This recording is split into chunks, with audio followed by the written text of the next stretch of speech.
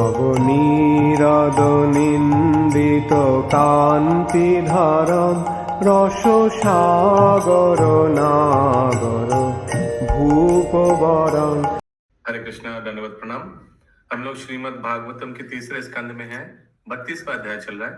आज हम लोग श्लोक संख्या 24 से कंटिन्यू करेंगे, 24 से 27 तक करेंगे। श्रीमद् भागवतम 3.32.24 to 27, 24 नंबर श्लोक। सब दोहराइए। यदा स चित्तमर्थेषु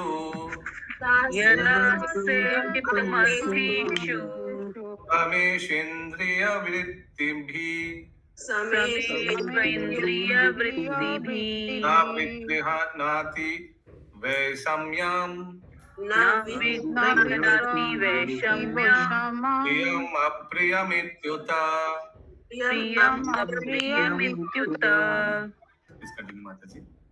उच्च भक्त का मन इंद्रिय वृत्तियों में समदर्शी हो जाता है और वह प्रिय तथा अप्रिय से परे हो जाता है।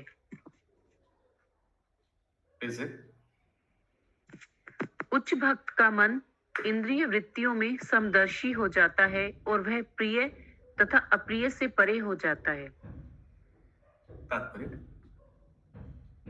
दिव्य ज्ञान तथा भौतिक आकर्षण से वैराग्य में होने वाली उन्नति की महत्ता अत्यंत सिद्ध भक्त के व्यक्तित्व में प्रकट होती है। फिर से। दिव्य ज्ञान तथा भौतिक आकर्षण से वैराग्य में होने वाली उन्नति की महत्ता अत्यंत सिद्ध भक्त के व्यक्तित्व में प्रकट होती है। ओके, क्लियर है? फर्स्ट सेंटेंस सबको क्लियर है ना? आगे। হরে কৃষ্ণ প্রভু। না প্রভু, আমি বুঝতে পারিনি, একটু বলুন। বাংলায় বলুন কি লেখা আছে। দিব্য জ্ঞানের বিশেষ উন্নতি এবং জড় আকর্ষণের প্রতি অনাসক্তি অতি অনাসক্তি, এই অবধি বুঝতে পেরেছেন? হ্যাঁ হ্যাঁ, তো হ্যাঁ বুঝতে পেরেছি। আর অনাসক্তি, ঠিক আছে, এটা কার লক্ষণ? উন্নত স্তরের ভক্তের বৈশিষ্ট্য। ঠিক আছে, বোঝা গেল? ঠিক আছে, হ্যাঁ বোঝা গেল। आगे बोलो। उसके लिए ना कुछ स्वीकार्य होती है ना अस्वीकार्य, क्योंकि वह अपनी इंद्रिय तृप्ति के लिए कुछ भी नहीं करता। वह जो कुछ करता है, जो कुछ सोचता है, वह सब भगवान को प्रसन्न करने के लिए होता है। चाहे भौतिक जगत हो या आध्यात्मिक जगत, उसका समदर्शी चित्त पूर्णतः प्रकट हो जाता है। वह समझ सकता है कि संसार में कुछ भी अच्छा नहीं है। प्रकृति द्वारा दूषित होने से सब कुछ बुरा है। अच्छा तथा बुरा, नैतिक तथा अनैतिक के विषय में भौतिकतावादी के निष्कर्ष केवल मनोकल्पना या भावुकता होते हैं। वास्तव में इस संसार में कुछ भी अच्छा नहीं है। आध्यात्मिक जगत में सब कुछ अच्छा है। आध्यात्मिक गुणों में उन्माद नहीं रहता। चूंकि भक्त हर वस्तु को आध्यात्मिक दृष्टि से देखता है, अतः वह समदर्शी होता है। दिव्य पद तक उठने का यही लक्षण है। वह स्वतः वैराग्य, फिर ज्ञान और तब दिव्य ज्ञान प्राप्त करता है। तात्पर्य यह है कि उच्च भक्त अपने को भगवान के दिव्य गुणों से जोड़ लेता है और इस तरह गुणात्मक रूप से वह भगवान से एक रूप हो जाता है। हरे Krishna. The conclusion is that an advanced devotee dovetails himself in the transcendental qualities of the Lord, and in that sense he becomes qualitatively one with the Supreme Personality of Godhead. अगला श्लोक 25 नंबर।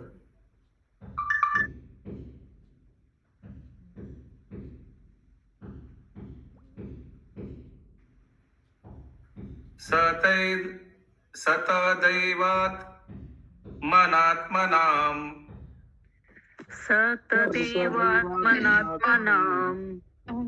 निसंगम समदर्शनम्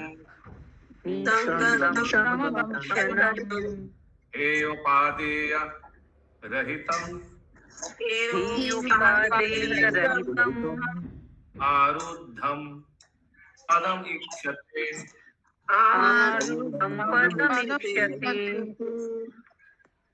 अपनी दिव्य बुद्धि के कारण शुद्ध भक्त समदर्शी होता है और अपने आप को पदार्थ के कल्मश से रहित देखता है। वह किसी वस्तु को श्रेष्ठ या निम्न नहीं मानता और परम पुरुष के गुणों में समान होने के कारण अपने आप को परम पद पर आरूढ़ अनुभव करता है। तात्पर्य आसक्ति से अप्रिय का भाव जागृत होता है। भक्त की किसी वस्तु के प्रति व्यक्तिगत आसक्ति नहीं होती, अतः उसके लिए प्रिय या अप्रिय का प्रश्न नहीं उठता। भगवान की सेवा के लिए वह कुछ भी कर सकता है, भले ही वह उसके लिए अप्रिय हो। वस्तुतः वह स्वार्थ से पूर्णतया मुक्त रहता है और इस प्रकार भगवान को जो भी प्रिय हो उसे भी प्रिय होता है।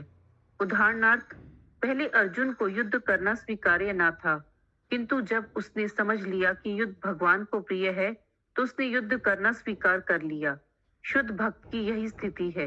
उसे निजी स्वार्थ के लिए कुछ भी प्रिय या अप्रिय नहीं है, सब कुछ भगवान के लिए किया जाता है। अतः भक्त आसक्ति तथा वैराग्य से मुक्त होता है। यह संभाव की दिव्य स्थिति है। शुद्ध भक्त परमेश्वर के आनंद में जीवन का सुख भोगता है। हरे कृष्णा। यस अशोक प्रभु। हरे कृष्ण प्रभु, यहाँ पर अर्जुन की उपमा दी गई है, तो अर्जुन को तो आसक्ति थी अपने प्रियजनों से। हाँ, उसीलिए वो युद्ध नहीं करना चाहते थे। हाँ, लेकिन बाद में भगवान ने बोला युद्ध मेरे लिए कर रहे हो, तो शुद्ध भक्त अपने लिए कुछ नहीं करता है, भगवान के लिए करता है, तो फिर वो राजी हो गया। लेकिन भौतिकता वादी तो उनके मन में थी ना प्रियजनों के प्रति। हाँ थी, तो पहले बाद में नहीं। दिव्य ज्ञान मिलने के बाद परिवर्तन हो गया। शशि माता जी। तो मुझे भक्त में तो वैराग्य होता है ना। हाँ होता है। ये फंसा भी फंसाएगा। पहले एक्नॉलेजमेंट ले लिया, अभी आएगा प्रश्न। प्रभु जी, तो यहाँ लिखा हुआ अतः भक्त आसक्ति तथा वैराग्य से मुक्त होता है। पूरा प्रसंग पढ़ना पड़ेगा। पूरा प्रसंग कहाँ है, लिखा है बताइए। इसी तात्पर्य में यही कहाँ? नीचे से दूसरा 2 लाइन ऊपर। Okay. So for his personal interest, agreeableness, तो अपने लिए आसक्ति वैराग्य कुछ नहीं होता है।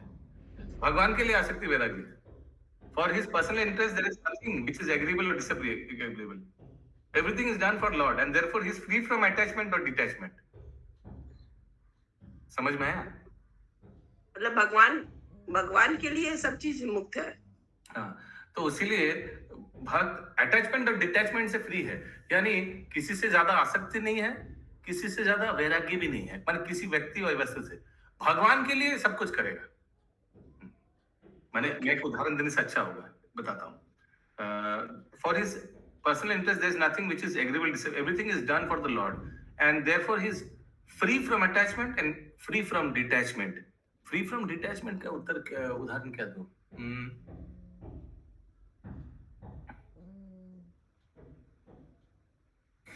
अच्छा, फ्री फ्रॉम अटैचमेंट का उदाहरण दे रहा हूं। जैसे श्रील प्रभुपाद एक बार श्रील प्रभुपाद को पता चला कि उड़ीसा में एक मंदिर में जाना है, क्योंकि वो मंदिर का जो टेम्पल प्रेसिडेंट है, मैं आगे भी ये उदाहरण दिया था, वंडरफुल उदाहरण।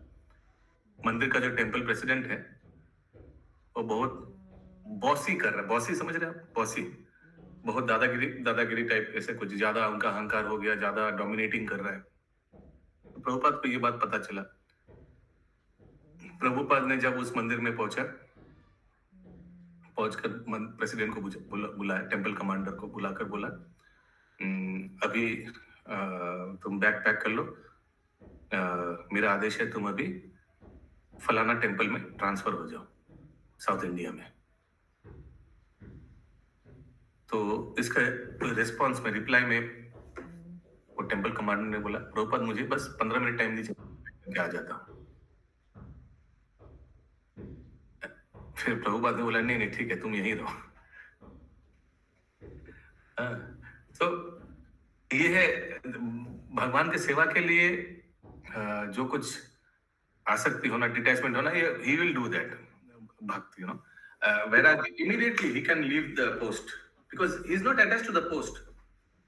His intention is to serve the Lord and to serve his devotees. उसके लिए correct बनना, आसक्ति doesn't matter because it's for the purpose of Lord. Yes, Nirguna निलंबरी माता जी।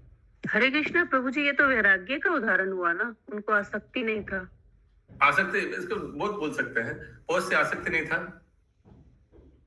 ठीक है, आसक्ति का भी उदाहरण है। पोस्ट से आसक्ति नहीं था, टेम्पल प्रेसिडेंट का पोस्ट से या डोमिनेटिंग उसे नहीं था। He was not dominating for his own self interest. कभी कभी व्यक्ति ओवर पावर करता है ना, डोमिनेट क्यों करता है व्यक्ति, कोई पोजीशन में डोमिनेट क्यों करता है? इंद्र तृप्ति के लिए, इसमें कोई संदेह है नहीं। डोमिनेट तो इसलिए करता है ना व्यक्ति, इंद्र तृप्ति के लिए, बॉस बनना अच्छा लगता है लोगों को। लेकिन भक्त के केस में अलग है, भक्त बॉस बनता है भगवान का सेवा को एग्जीक्यूट करने के लिए।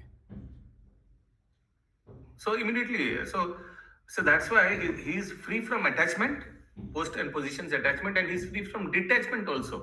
क्योंकि ऐसा नहीं कि ठीक है तुमको हम छोड़ देगा ये पोस्ट, ऐसा नहीं है। अरे हम करेंगे सेवा, छोड़ने वाले नहीं है। प्रभुपाद ने बोला तो हम करेंगे। तो free from detachment, free from detachment का उदाहरण समझ में आया?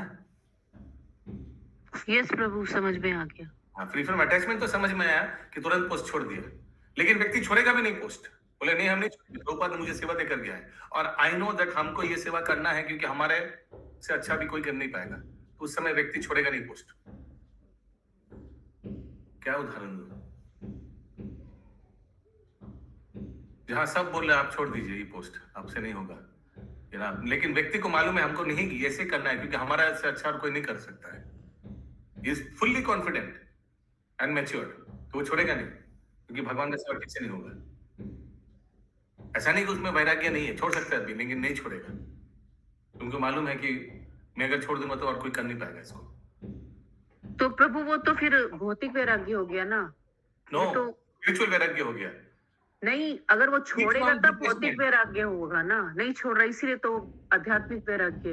Free from detachment, free from attachment and free from detachment का उदाहरण दिया अभी मैंने कि डिटैचमेंट हो सकता है लेकिन वो नहीं हो रहा है, वो छोड़ पोस्ट नहीं छोड़ रहा है, वो लेकर बैठा हुआ है। क्यों? क्योंकि उनको मालूम है कि मेरे से अच्छा कोई नहीं सर्व करेगा इस परिस्थिति में भगवान को। सोच के देखिएगा क्या दोनों में अंतर है। हिंदी में क्या लिखा है? Free from attachment and free from detachment, आसक्ति और वैराग्य से रहित। अतः भक्त आसक्ति तथा वैराग्य से मुक्त होता है।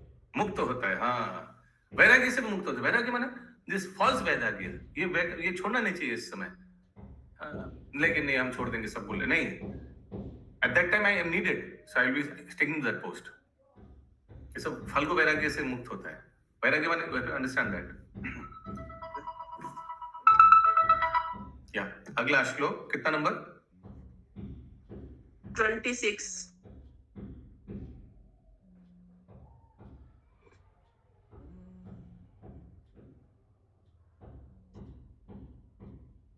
नंबर 26 नंबर प्रभु जी। ज्ञान मात्रम परम ब्रह्मा, ज्ञान परम ब्रह्म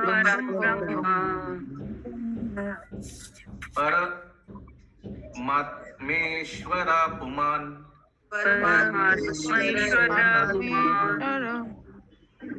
दृश्यति भी पृथक भावे भगवान एक ईयते।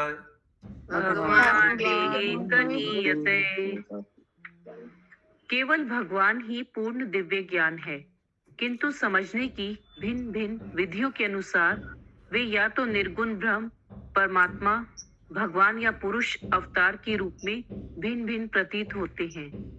तात्पर्य यह दृश्य आदि भी शब्द महत्वपूर्ण है।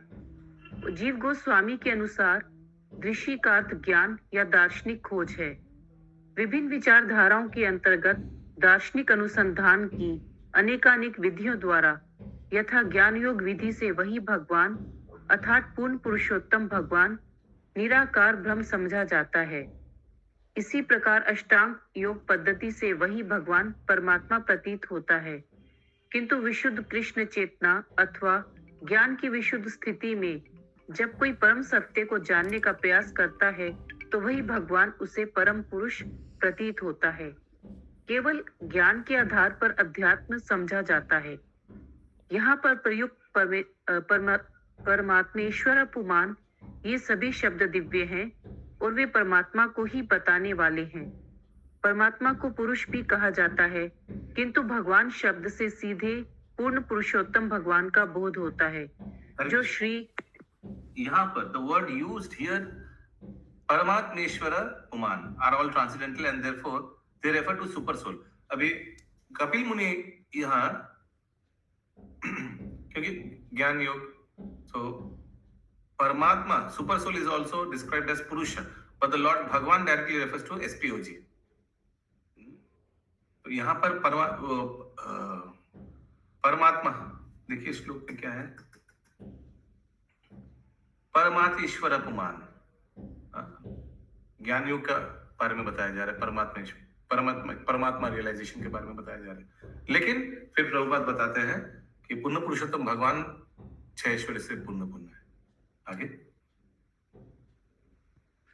जो श्री यश शक्ति सौंदर्य ज्ञान तथा वैराग्य नामक षड ऐश्वर्यों से पूर्ण है, वे ही विभिन्न परव्योमों वैकुंठों में परमेश्वर है। परमात्मा ईश्वर और पुमान के विविध वर्णन यह बताते हैं कि परमेश्वर के अनंत विस्तार हैं।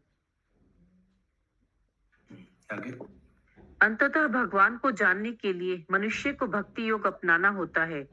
ज्ञान योग या ध्यान योग संपन्न करके अंततः भक्ति योग पद तक पहुंचना होता है और तभी परमात्मा ईश्वर पुमान आदि को ठीक से समझा जा सकता है।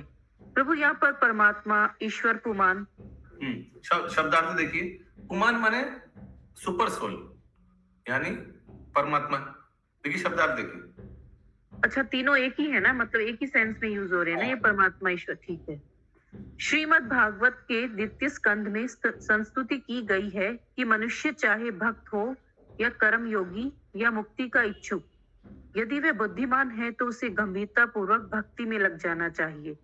यह भी बताया गया है कि सकाम कर्मों से जो भी इच्छित फल प्राप्त होता है, चाहे वे उच्च लोक जाने की इच्छा ही क्यों न हो, वह सब केवल भक्ति करने से प्राप्त हो जाता है।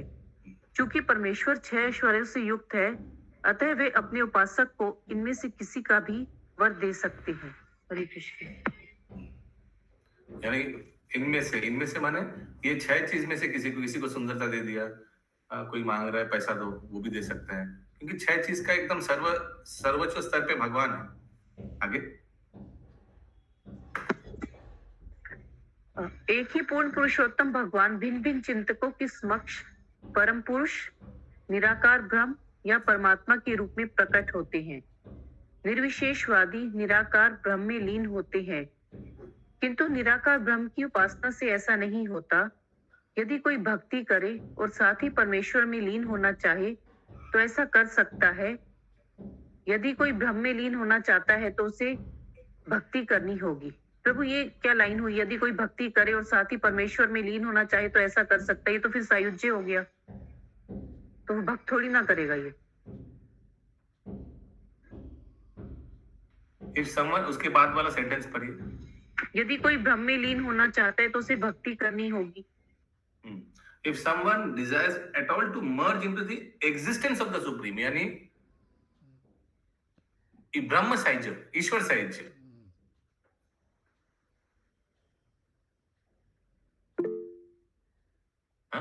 कोई अगर भक्ति कर रहा है और भगवान में विलीन होना चाहता है, ब्रह्म में नहीं, इंग्लिश में लिखा है existence of the supreme Lord, ईश्वर साहित्य करना चाहता है, he can achieve that. If one takes to devotional service at the same time desires to merge into the existence of the Supreme Lord, he can do that. If someone desires at all to merge into the existence of the Supreme, he has to execute devotional service. Yes, Sashi Mataji. प्रभु जी, पुरुष परमात्मा हुए और परम पुरुष कौन हुए? अभी कहाँ है ये, माने कहाँ से? जैसे फर्स्ट पैरा में आया है परमात्मा को पुरुष भी कहा जाता है, हाँ, और यहाँ पे आया है, कहाँ पे? इस पैरा में अभी जो पढ़ा जा रहा है, एक ही पूर्ण पुरुषोत्तम भगवान भिन्न भिन्न चिंतकों के समक्ष परम पुरुष निराकार ब्रह्म और परमात्मा के रूप में प्रकट। हाँ, तो ब्रह्म ज्योति परमात्मा और परम पुरुष यानी पूर्ण पुरुष भगवान रूप में। हाँ, ठीक है। हाँ, तो फिर उसके बाद क्या बोलते हैं कि जो निराकार जो है वो ब्रह्म में विलीन होता है, but that is not achieved by worshipping impersonal Brahman. Impersonal is merged into impersonal Brahman, but that is not achieved by worshipping impersonal Brahman. If one takes to devotional service at the same time, desires to merge into Mataji, Korbi Mataji to Bangla পড়ুন তো। थोड़ा tongue twister है ये paragraph. Hare Hare Krishna প্রভু। প্রভু ভক্ত পরমেশ্বর ওখান থেকে বলবো? না, প্রথম থেকে পড়ুন এই প্যারাগ্রাফটা। আচ্ছা। বিভিন্ন প্রকার চিন্তাযুক্ত ব্যক্তিদের কাছে একই পরমেশ্বর ভগবান নিজেকে ভগবান অথবা নির্বিশেষ ব্রহ্ম অথবা পরমাত্মা রূপে প্রকাশ করেন। নির্বিশেষবাদীরা আর পড়বো? পুরোটাই পড়ুন। আচ্ছা, নির্বিশেষবাদীরা ব্রহ্মে লীন হয়, কিন্তু নির্বিশেষ ব্রহ্মের উপাসনা করার দ্বারা তা প্রাপ্ত হওয়া যায় না। কিন্তু কেউ যদি ভগবত ভক্তি অবলম্বন করেন এবং পরমেশ্বর ভগবানের অস্তিত্বে লীন হয়ে যাওয়ার বাসনা করেন, তাহলে তিনি তা প্রাপ্ত হতে পারেন। কেউ যদি পরমেশ্বর ভগবানের অস্তিত্বে লীন হয়ে যেতে চান, তাহলে তাকে ভগবত ভক্তি সম্পাদন করতে হবে। हरे कृष्ण। हमको भी समझ में नहीं आया ये भगवान में लीन होना के बारे में क्या बोला जा रहा है। तो लीन होना तो सेम हो गया, ईश्वर साहित्य जो नहीं ब्रह्म ज्योति और भगवान में लीन होना, वो ब्रह्म साहित्य है, ये ईश्वर साहित्य है। हमको समझ में नहीं आया। आगे। भक्त तो परमेश्वर को साक्षात देख सकता है, किंतु ज्ञानी तथा योगी ऐसा नहीं कर पाते। वे भगवान के पार्षद पद तक नहीं उठ पाते। शास्त्रों में ऐसा कोई प्रमाण उपलब्ध नहीं है जहां ज्ञान के अनुशीलन या निराकार ब्रह्म की उपासना से कोई भगवान का निजी पार्षद बना हो। न ही योग के सिद्धांतों से कोई भगवान का पार्षद बन सकता है। निराकार ब्रह्म को अदृश्य कहा जाता है, क्योंकि ब्रह्म ज्योति का निराकार तेज भगवान के मुख को आच्छादित किए रहता है। कुछ योगी चतुर्भुज विष्णु को हृदय में आसीन देखते हैं, किंतु यहाँ भी भगवान अदृश्य रहते हैं। भगवान केवल भक्तों को दृश्य है। यहाँ पर दृश्य आदि भी कथन महत्वपूर्ण है। चूंकि भगवान दृश्य तथा अदृश्य दोनों हैं, अतः उनके भिन्न भिन्न स्वरूप हैं। विष्णु पुराण में इस तथ्य की सुंदर व्याख्या हुई है। भगवान का विराट रूप तथा भगवान का निराकार ब्रह्म तेज अदृश्य होने के कारण निम्नतर रूप है। विराट रूप की कल्पना भौतिक है और निराकार ब्रह्म की कल्पना आध्यात्मिक है, किंतु सर्वोच्च आध्यात्मिक अनुभूति तो पुरुषोत्तम भगवान है। विष्णु पुराण का कथन है, विष्णुर ब्रह्म स्वरूपेण स्वयमेव व्यवस्थितः। ब्रह्म का असली रूप विष्णु है अथवा विष्णु ही परब्रह्म है। स्वयं एवं उनका सगुण रूप है। परम आध्यात्मिक अवधारणा तो भगवान है। इसकी हरे कृष्ण प्रभु जी। हरे कृष्ण। यहाँ पे विष्णु पुराण में इसका सुंदर तथ्य की सुंदर व्याख्या हुई है कि भगवान का विराट रूप तथा भगवान का निराकार ब्रह्म तेज अदृश्य होने के कारण निम्नतम रूप है। तो विराट रूप तो अदृश्य नहीं है प्रभु जी। हाँ, वो तो कभी कभी प्रकट करते हैं भगवान। धृतराष्ट्र को दिखाया था, दुर्योधन को दिखाया था, देख नहीं पाए, फिर इनको दिखाया था अर्जुन को, फिर तो अदृश्य हो गया इमीडिएटली। विराट रूप अदृश्य नहीं, बट माय पॉइंट इज मैंने अदृश्य जैसा है क्योंकि वो तो hardly it is visible, fixed रूप नहीं है। जैसे भगवान का राम रूप, राम अवतार, ये अदृश्य रूप नहीं है, ये तो एक फिक्स्ड, एक बहुत लंबा चला। बट ये तो अवतार को नहीं बोल सकते विराट रूप को, जस्ट फ्लैश अर्जुन को दिखाया फिर अदृश्य हो गया। यार आगे। इसकी पुष्टि भगवत गीता में हुई है। यद गत्वा निवर्तन्ते तदाम परमम मम। परमम मम कहलाने वाला धाम ही वह स्थान है जिसे यदि कोई एक बार प्राप्त कर ले तो वहां से इस कष्ट बद्ध जीवन में फिर नहीं लौटता। हर स्थान, हर आकाश तथा हर वस्तु विष्णु की है, किंतु जिस स्थान में वे स्वयं रहते हैं वह तद्धाम परमम, उनका परम धाम है। मनुष्य को अपना गंतव्य भगवान का परम धाम बनाना चाहिए। हरे कृष्ण।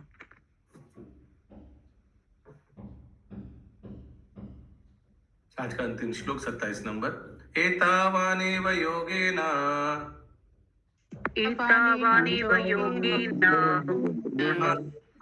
योगिना जते अभिमतो हि अर्थो युज्यते अभिमन्यतो असंगास्तु कृष्णशः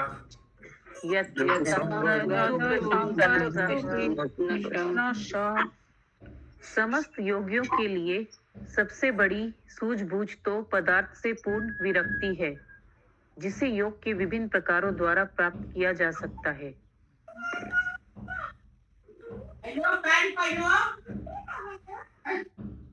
माता जी कौन सा श्लोक पढ़ रहे हैं आप? 27। फिर से माता जी। समस्त योगियों के लिए सबसे बड़ी सूझबूझ तो पदार्थ से पूर्ण विरक्ति है, जिसे योग के विभिन्न प्रकारों द्वारा प्राप्त किया जा सकता है। The greatest common understanding for all yogis is complete detachment from matter, which can be achieved by different kinds of yoga. तात्पर्य योग 3 प्रकार के हैं: भक्ति योग, ज्ञान योग तथा अष्टांग योग।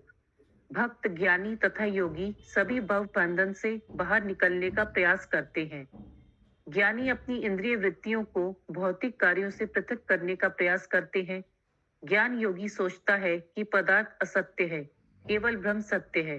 अतः ज्ञान के अनुशीलन द्वारा वह इंद्रियों को भौतिक भोग से हटाने का यत्न करता है। अष्टांग योगी भी इंद्रियों को वश में करने का प्रयत्न करते हैं, किंतु भक्त जन अपनी इंद्रियों को भगवान की सेवा में लगाते हैं। अतः ऐसा प्रतीत होता है कि भक्तों के कार्य ज्ञानियों तथा योगियों से श्रेष्ठ है। योगी जन योग के 8 अंगों यम, नियम, आसन, प्राणायाम, प्रत्याहार इत्यादि के अभ्यास द्वारा इंद्रियों को वश में करने का प्रयास करते हैं, और ज्ञानी जन अपने मानसिक। प्रभु बैकग्राउंड नॉइस आ रही है क्या? थोड़ा आ रहे हैं। अच्छा, बंद हो गया वो आपने नहीं, ये म्यूट किया मैंने तो।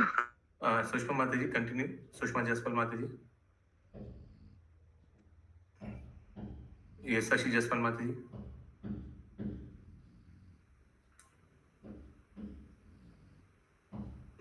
प्रभु जी यहाँ पे अजान हो रहा है। अंजना माता जी। जी प्रभु जी। योगी जन योग के 8 अंगों यम, नियम, आसन, प्राणायाम, प्रत्याहार इत्यादि के अभ्यास द्वारा इंद्रियों को वश में करने का प्रयास करते हैं, और ज्ञानी जन अपने मानसिक तर्क द्वारा यह जानने का प्रयत्न करते हैं कि इंद्रियमुखी असत्य है, किंतु सबसे सरल तथा अत्यंत प्रत्यक्ष विधि तो इंद्रियों को श्री भगवान की सेवा में लगाना है।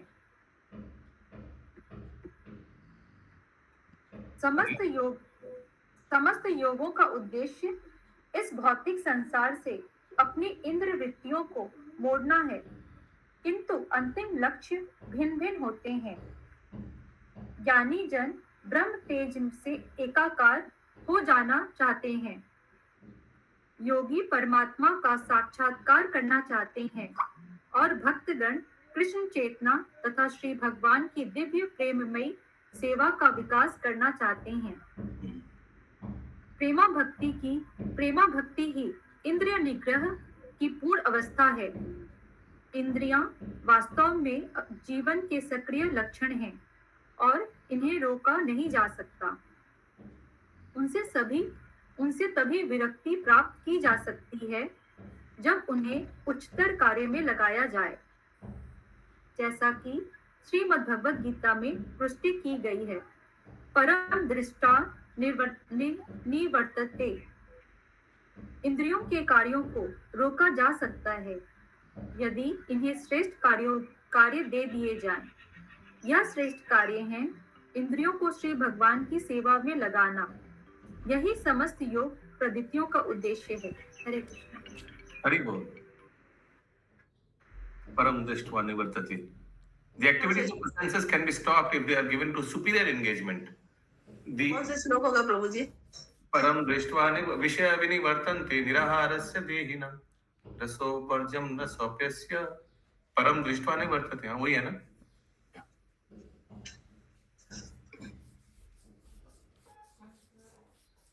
ग्रंथराज श्रीमद् भागवतम की जय। शील प्रभुपाद जय जय।